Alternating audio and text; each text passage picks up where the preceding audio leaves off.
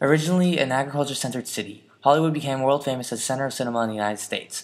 During the 1930s in Hollywood, a golden age began and provisions to movies began also.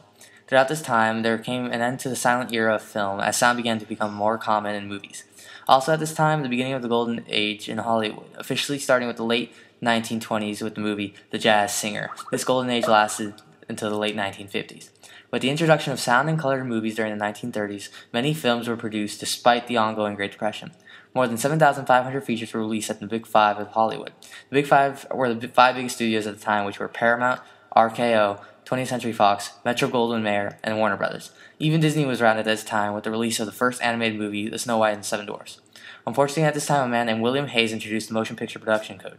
These guidelines were to be used to censor films at the time to be made appropriate for the general audience. Some general principles of these guidelines included that law, nature, and humanity should not be insulted, and that films should not lower moral standards. All in all, Hollywood was said to be at its finest at this time, and it was, even if the country was suffering from a Great Depression.